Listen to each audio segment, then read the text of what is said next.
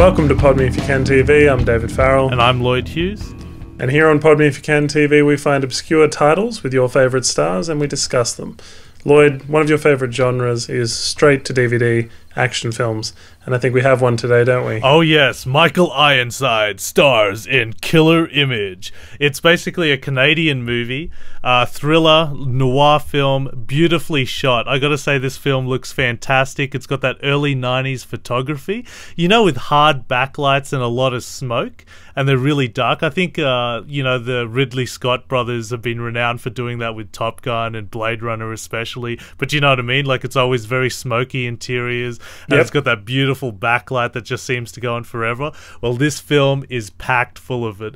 And of course, Michael Ironside plays the villain, a psychopathic villain. I don't know if you've seen too many of Michael Ironside in movies. Not too many. No, not too many. I think his most famous one was Scanners, but he's been in so many. He was in a recent episode of Community where he played a lawyer, but I think he's absolutely fantastic.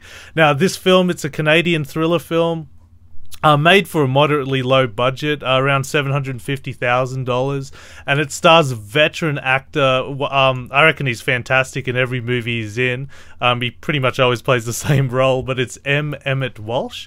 He was also in Blade Runner. I think he was the main villain in Cold-Blooded, the Coen brothers' first film. He's fantastic. You know, you can't get any other actor to emulate his style.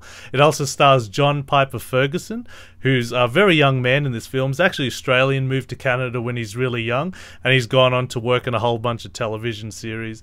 I think. Tell us the plot, Lloyd. Tell us the plot. What is this one about? Okay, well, Michael Ironside's the brother of E. Emmett Walsh, who is like this candidate, like a top-level political guy, but he's seeing a prostitute, and he's going to kill basically his whole level of political power by seeing this girl. So Michael Ironside kills her. A guy photographs him killing her and dumping the body, and then Michael Ironside sees the photographer, kills him, but the photographer manages to hide the film somewhere, and now his brother, the brother of the photographer, is left trying to find out what happened, and Michael Ironside, the psychopathic guy, tries to hunt down the brother and tries to get the film.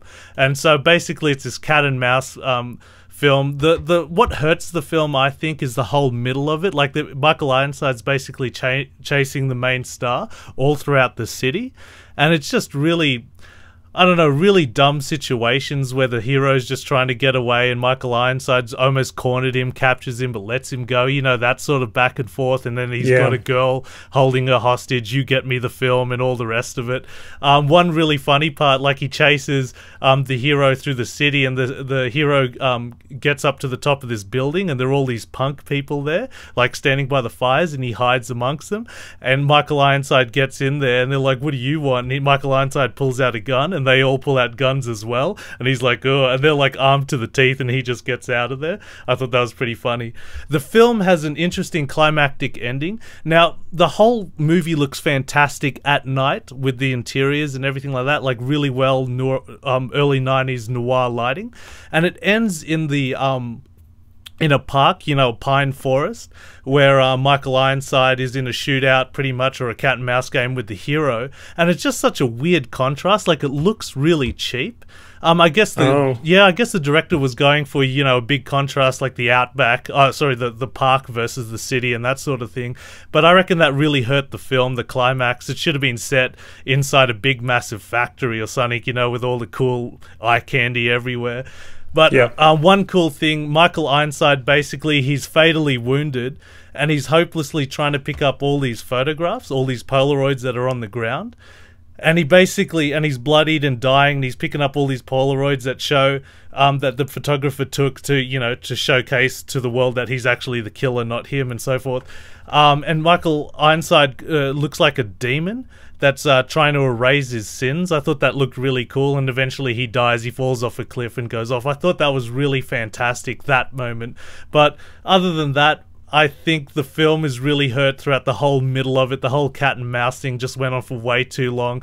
Good looking movie, and I thought the director did a good job. I think the photographer did a good job, and I think all the stars did a solid job, you know, but it's definitely not for everyone.